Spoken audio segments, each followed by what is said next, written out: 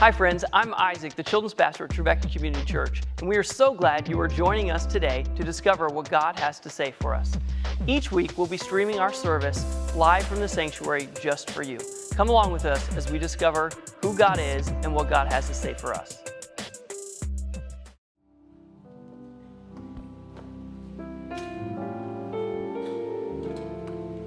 Now when all the kings who were beyond the Jordan in the hill country and in the lowland, all along the coast of the great sea toward Lebanon, the Hittites, the Amorites, the Canaanites, the Perizzites, the Hivites, and the Jebusites heard of this, they gathered together with one accord to fight Joshua and Israel. But when the inhabitants of Gibeon heard what Joshua had done to Jericho and to Ai, they on their part acted with cunning.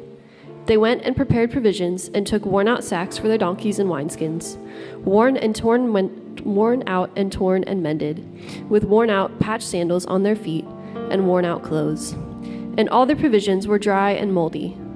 They went to Joshua in the camp at Gilgal and said to him and to the Israelites, "We have come from a far country, so now make a treaty with us." But the Israelites said to the Hivites, "Perhaps you live among us, and how can we make a treaty with you then?" They said to Joshua, "We are your servants." And Joshua said to them, "Who are you, and where do you come from?" They said to him, "Your servants have come from a very far country because of the name of the Lord your God. For we have heard a report of him, of all that he did in Egypt, and of all that he did to the two kings of the Amorites who were beyond the Jordan, King Sihon of Heshbon and King Og of Bashan, who lived in Ashtaroth." So our elders and all the inhabitants of our country said to us, "Take provisions in your hand for the journey. Go to meet them and say to them, 'We are your servants. Come now, make a treaty with us.' Here is our bread. It was still warm when we took it from our houses as our food for the journey, on the day we set out to come to you. But now, see, it is dry and moldy.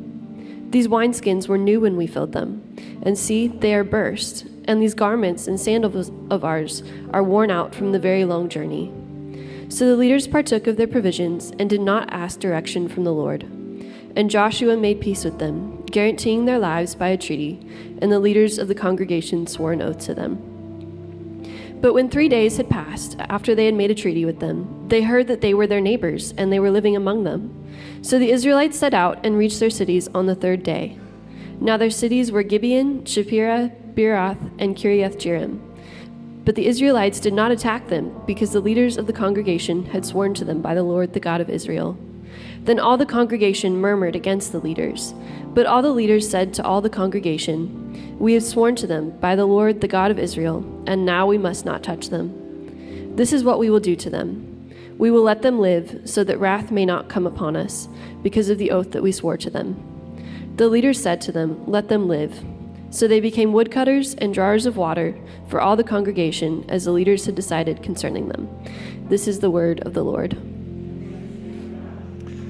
Thanks be to God. And thanks to Olivia. Olivia and I have been working through this passage over the last week. You may know she's a religion major studying for ministry at Trevecca. And it's just really fun to dig into super weird stories with college students who are studying for ministry. So thanks for walking the journey this week, Olivia. And this isn't her fault, but I have to wade into controversy this morning. I have to wade into controversy around a book that I've tried to read several times, and I've never, in honesty, been able to make it through this book before, which is a little bit embarrassing to admit because it's a children's book. And maybe some of you have tried to make it through this book as well. It's a book that's fairly well known, published in the 80s. It's called Love You Forever. You know this book? This is the copy of it. Some of you recognize this book. Some of you had this book read to you as children. Some of you have tried to read this book as parents. And I got to be honest, this book is emotionally manipulative, which is part of why I've never been able to make it through this book. I've tried to read this book to my kids before. And if you know the story of this book, you know how it starts. It starts with a woman who is a new mother. Let's go to the next picture. There she is. And she rocks her baby to sleep. And she sings to her baby every night this refrain: "I'll love you forever. I'll like you for always. As long as you're living, my baby you'll be." Oh, that's so cute. That's so precious. But you know the way that the story goes. The boy continues to grow up, and the more he grows up, the more the woman sings this refrain to him. I love you forever. I like you for always. As long as you're living, my baby you'll be. But he grows up to be a man. He grows up to be an adult, and the woman begins to grow with him. And so you know the way that the book ends in this tear-jerking moment where she is now a frail old woman who cannot get out of bed, and he comes to her at her bedside, and he scoops up her frail body in his arms, and he flips the song that he used to hear as a child and sings these words to her. I love you forever. I like you for always. As long as you're living, my mommy you'll be.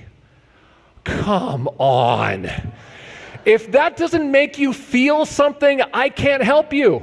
I don't know what else to do for you if you're not having some kind of an emotional reaction to that. I'm pretty sure this book is perfectly constructed to deliver maximum emotional impact.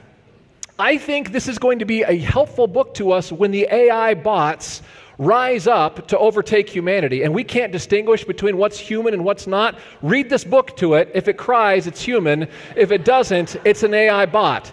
And I'm not saying if this book doesn't make you cry, you're a robot, but you might look into it. Now, that's not even the controversy, though. The controversy is not whether or not this book makes you cry or not. The controversy is whether or not this woman is unhinged or not. Because you know, if you've read this book, in the middle of the book, this man gets to be about my age, and this woman is still going over to his house in the middle of the night and sneaking into his room and picking him up and singing him this song while he sleeps. There's a picture of it. Let's go to this next photo. There she is. She straps a ladder to the top of the Volvo and does a little light breaking and entering. So the controversy is, there's some people who say this woman is motivated by deep affection, and there's another group of people saying this woman is motivated by deep issues. Because, look, I love my mom, but if I wake up one night and she's in my room having put a ladder up, it's going to be a long morning, friends. I've got to make some phone calls. Something's not quite right about this. So some people are on team, she's fine, and other people are saying she needs a therapist. And that's the controversy that I need to wade into this morning, unfortunately. I wish I didn't have to do that. But here's what's, I think, deeply motivating to me about this. I still love, whether or not she has deep issues or whether or not she's just motivated by deep affection, here's the one thing that I find deeply motivating about this story. The love of a parent that will not give up on her child. It absolutely will not stop. I love you forever. I like you for always. As long as you're living, my baby you'll be.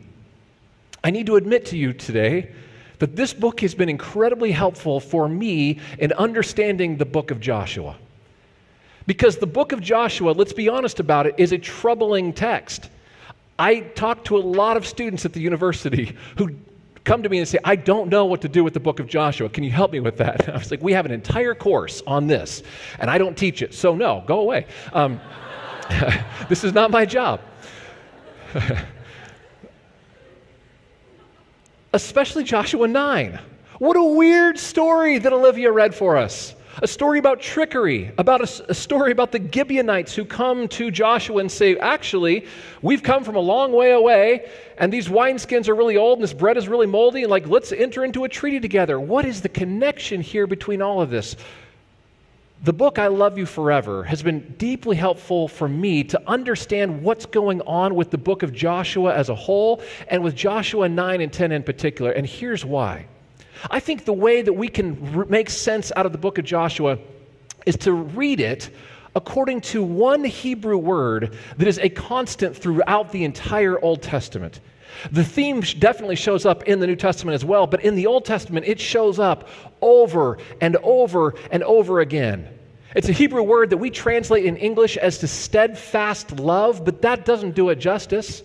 Those of you in the covenant class, you know what word I'm talking about, don't you? Your teacher tells you about this word a lot. That word in Hebrew is hesed. Hesed. It's a word, again, we bring it in English, steadfast love, but it means so much more than just steadfast love.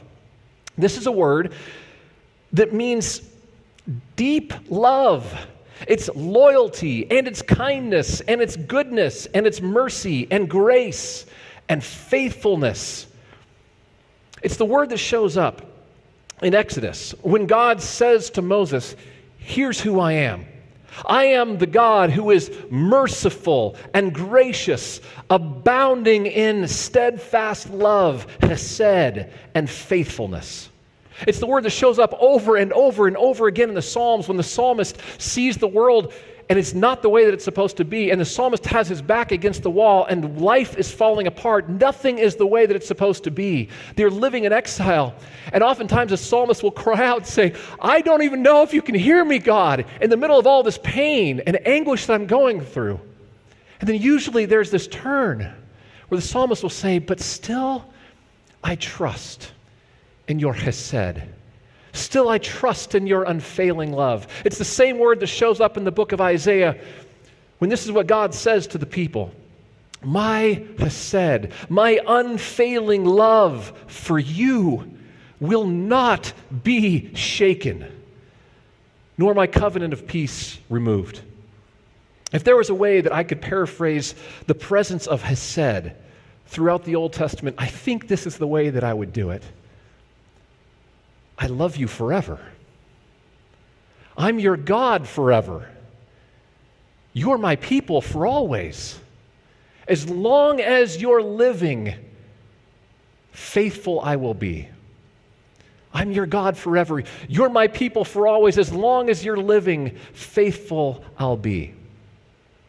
See, when Joshua eventually shows up at this land, this is not the first time we've heard about this hesed. This is not the first time we've heard about this unfailing love. As a matter of fact, this theme of hesed goes back generations. And so what I'd like to do over just the next several minutes or so is to try to situate the book of Joshua and Joshua 9 in this history of hesed.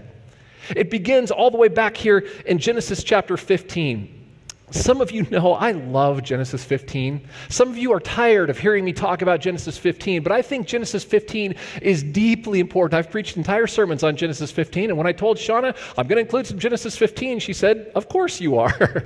But it's really important for us to understand how deeply Genesis 15 shapes our understanding of who this God is. This is a story about Abraham and Sarah. When Abraham and Sarah are old and they can't have kids, God comes to Abraham and says, "I'm going to make you the father of a mighty nation." And Abraham says, "Are you kidding me? How is this going to work? I'm very old." And then God says, "Oh, and by the way, I'm also going to give you the land that Joshua enters into." And Abraham asks a good question. "How do I know that you're going to give me this land? Because this seems crazy." And God gives a totally rational response. "Go get me some animals." Which is the way I respond to most of the questions in my life. Just bring me some animals and I'll give you an answer to this question. But Abraham goes and he gets these animals and he cuts them open and he opens them up and he splays them out, and all of the blood and the guts and the animals goes between the halves. And everything about this would have made sense to people in the ancient world because they would have read this and said, "Oh, I know exactly what's going on here. They're entering into covenant." This is the way that ancient peoples would sign a treaty together.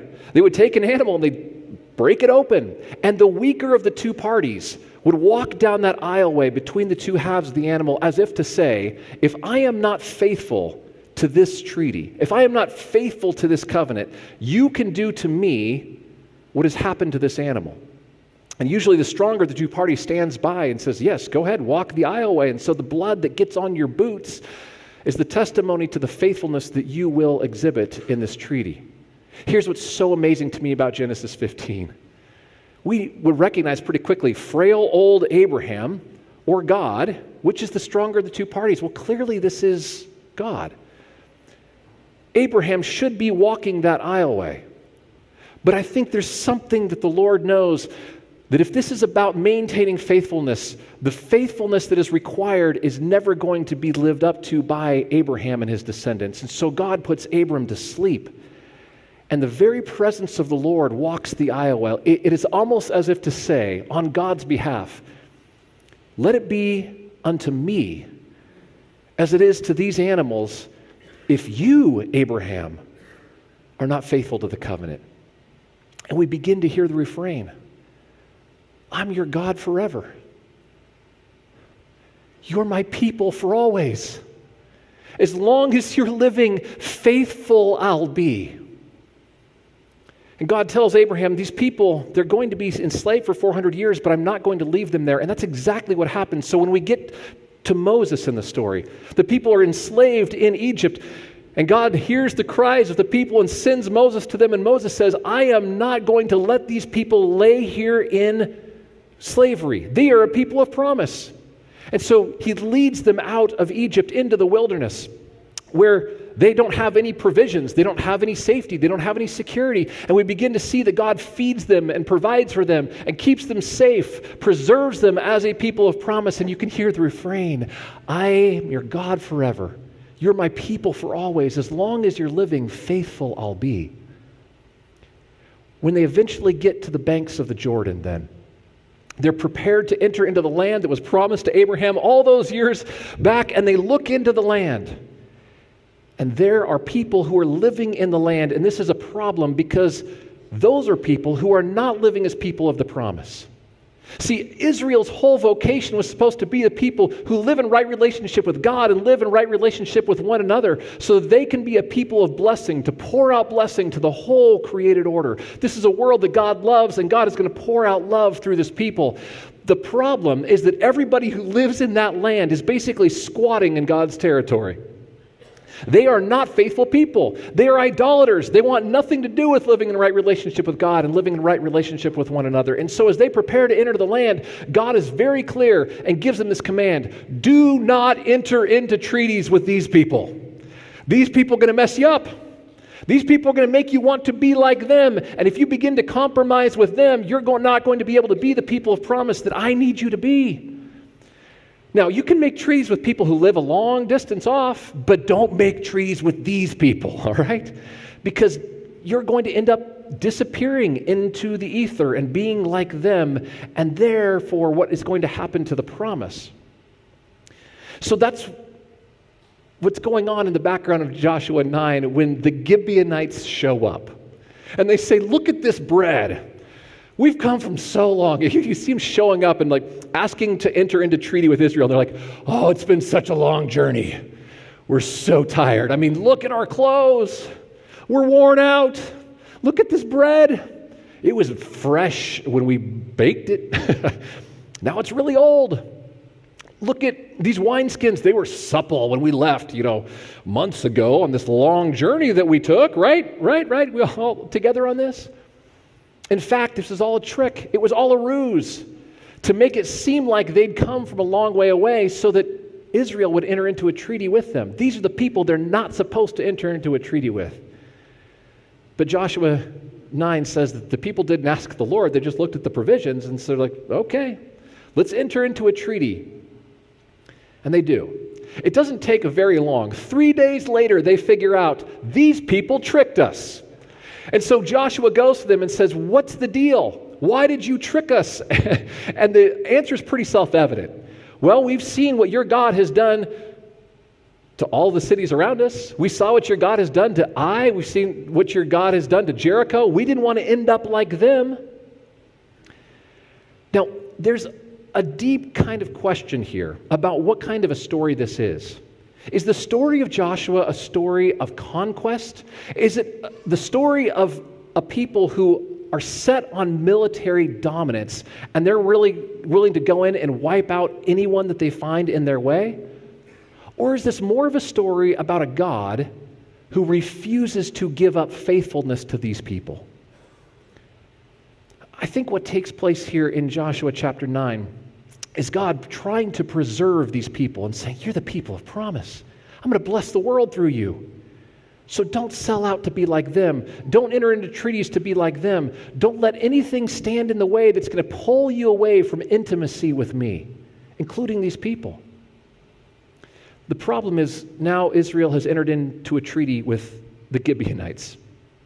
And the Gibeonites are now becoming a threat to all of the other cities around us. We didn't get this far in the story today, but if you go on and read in Joshua chapter 10, there are several other cities that now look at the Gibeonites and go, wait a minute, you got a treaty out of Israel? How did that work? And they're afraid of the Gibeonites now because the Gibeonites are adding to Israel's military power. And so several kings, including the king of Jerusalem, decide, let's put an army together and let's go get the Gibeonites. I don't want to deal with them. They're going to be a threat to us. And so they begin to march against the Gibeonites. And that's where the Gibeonites say to Joshua, hey, remember that treaty? Time to pay up. Time to be faithful to the treaty. And I got to hand it to Joshua. I wouldn't want to fulfill this treaty. If I got tricked into a treaty, I wouldn't want to go fight on their behalf. But Joshua says, you know what? We have entered into treaty with these people. I don't care how it came to be. We need to stay faithful to this treaty. What I love about this part of the story is that the Gibeonites are saying to Joshua, please come and save us. Now, you don't love it as much as I do, apparently. I thought you'd be really excited about that. But there's so much fun Hebrew wordplay here that we miss out on in English. So let me try to help us with this just a minute. Joshua's name in Hebrew isn't really Joshua. It's more like Yeshua. We've translated it into language that we can speak more easily, but it's Yeshua, which is a very similar word to the Hebrew word to save, which is Yasha. So there's this deep similarity between Yeshua and Yasha. And so the fun part of this, like if you're reading this in Hebrew, it's actually hilarious. It's really fun. It's Yeshua, Yashas. Yeshua, Yashas. It's like Joshua, Joshus. It's kind of like what happens in Genesis 2. I love this. We think that God might have just named Adam because it seems like it was just one of the first names in the book alphabetically. That's not what happened there. Adam is named Adam because his name sounds a lot like what he's made out of. Adam, his name, is like Adamah, which is the Hebrew word for dust or dirt. And so I think the best translation of Adam's name is more like earthling or dirtling. And a very similar thing is happening here in Joshua. Yeshua, Yasha us. As a matter of fact, in Hebrew, there is a word that is built out of this. It's a word that basically means save us, please. Save us, please. And the way that we oftentimes say that in English is Hosanna. But really, in Hebrew, it's more like Hoshiana. Hoshiana. You hear Yeshua, Hoshiana. You see the deep connection between these words. In English, we don't hear it. Joshua does not sound like Hosanna to us.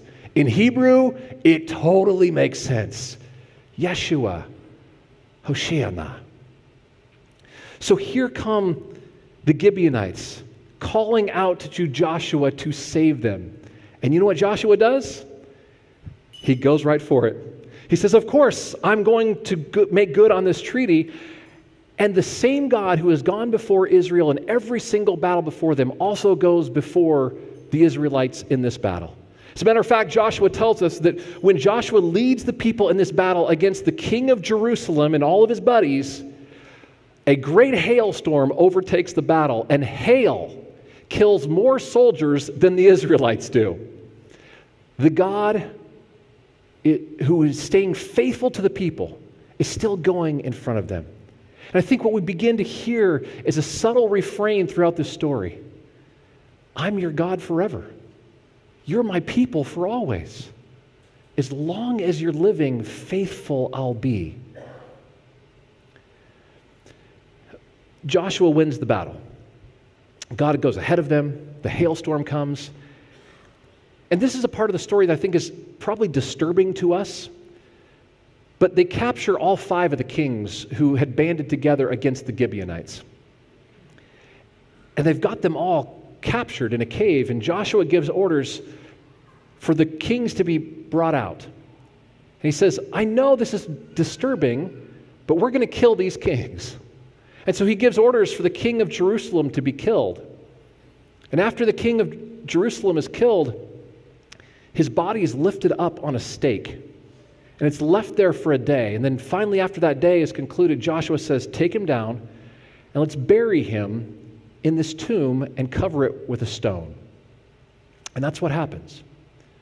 I know that doesn't sound very pleasant, but if we can maybe hear it through this constant refrain of God's faithfulness to the people, I won't let you die. I won't let the promise be undone. As long as I'm living, faithful I'll be to you. Maybe this will begin to make a little bit of sense to us. Maybe it can also help us to think about the way that Jerusalem began to factor into Israel's life. Now, it took a while for Jerusalem to become the center of the Jewish life, but it did happen.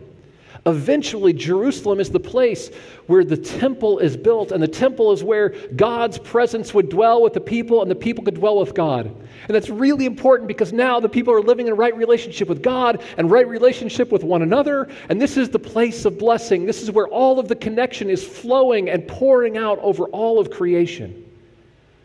But we know the story. We know that Jerusalem fell over and over again. We know that the first temple was destroyed, and yeah, they tried to rebuild it, but it just wasn't quite as good as the first one. And so now we've got the second temple, but it's not quite as glorious as the first. And now Jerusalem has fallen to the Romans. And yeah, the Romans left the temple standing, but it's just not quite the same because they're oppressing us and pushing us down. They tolerate us, but they don't let us be the people of promise that we're supposed to be. And so generations after Joshua, Yeshua, defeats the king of Jerusalem, the people are now in Jerusalem and they wish they could be everything that God has called them to be. They're still called to be a people of promise, but they can't quite do it. And they hear the news that a new king is on the way. He's coming to rescue them, to allow them to be the people of promise. And they go running out to the gates of the city. And as it turns out, this king who is on his way in is also named Yeshua. And they start to cry out in the same way that the Gibeonites did. Save us. Save us. Hosheana. Hosanna. The king was nothing like what they expected, though. He wasn't riding on a war horse like they might have hoped. He came riding in on a donkey. And after he made his way into the city, they thought this was it. But it only took 3 days before the people turned against him and killed him. And to add insult to injury, they thought, this king? You're telling me this guy is the king of Jerusalem? After we kill him, we're going to put a sign above his head. And it's going to say right there above him, the King of the Jews. And everybody will know this is a great big joke. He was never the King of Jerusalem. What we begin to see is that in the same way that the original King of Jerusalem was killed and raised up on a pole, now we look upon this new King of Jerusalem as he is mocked and made a fool of. This is your king? And I would expect that there were enough people standing at the foot of the cross that day who looked up and said, man, we thought this was our chance. We thought this was our king. We thought this was our savior. We thought this was Yeshua. But maybe there were also enough people at the foot of the cross that day who looked up and said, I think I hear the refrain. The refrain that's been there from generation to generation, from Abraham to Joshua to me. I'm your God forever. You are my people for always. As long as you're living, faithful I'll be. And maybe they could see in his crucified body an echo of what was taking place back here in Genesis 15, the God who says, let it be unto me if you are not faithful enough. And maybe they look at this new Yeshua, this new King of Jerusalem, who is now splayed open with his body broken and his blood pouring out. And we say, this is what the faithfulness of God looks like. This is God's faithfulness forever. This is, I'll love you forever. Nothing's going to stop my love for you. And maybe it is that 3 days later, when Yeshua was raised back to life again, and when he breathes the Spirit on the disciples, people go, there it is. I hear the song being sung over me again, because now this is not just the song for the Jewish people. This is the song that is gathering all of us up. And friends, my brothers and sisters, I hope you hear the good news in this. This is for us. This is for you and me. This is the good news of the song that has not stopped singing from the beginning of time. I'm your God forever. You're my people for always. As long as I'm living, faithful I'll be. I don't know about you, but I hear that as incredibly good news. Because not everything is going as it ought to be in my world. I don't know about you. If everything's going great for you, write a book. I'll buy it. But today, I think I need to give myself to the song that God has been singing from generation to generation. And to recognize that I am grafted into a communion that I didn't deserve to be in, but by virtue of God's faithfulness, I have been taken into his faithfulness. And so, as we prepare to respond to God's faithfulness this morning, the band's going to come and play, and we're going to go to a time of prayer. And maybe it is the case this morning that you find yourself needing to have that song sung over you. Maybe you need to find your place in that song today, to recognize that the God who has been singing over the people of Israel from generation to generation is singing over you today. And it is Yeshua, Hosheana, who welcomes you into the song and draws you deeply into his own faithfulness to cover you and to welcome you and to save you. Maybe it's the case you need to come to the altar and draw near to God who has drawn near to us through his faithfulness. And simply say, Hosanna. I need you to come and save me, O God. Maybe you need rescue out of a situation that seems unbearable. Maybe it is for the first time in your life that you've trusted yourself to the faithfulness of God that became flesh in Jesus. Whatever it may be, it is right and good for us to respond to God's faithfulness today, this act of grace. Let's stand together as we sing, and let's proclaim the Lord's faithfulness together. With the extension of your hands, will you receive this blessing this morning? He loves us. He loves us always. He is faithful always. May we go in that faithfulness to the ends of the earth and all the places that we go, knowing that he is in covenant faithfulness with us, and we continue to seek that in all the ways, all the ways that we go and do, and thanks be to God. Amen? Amen. Go in peace.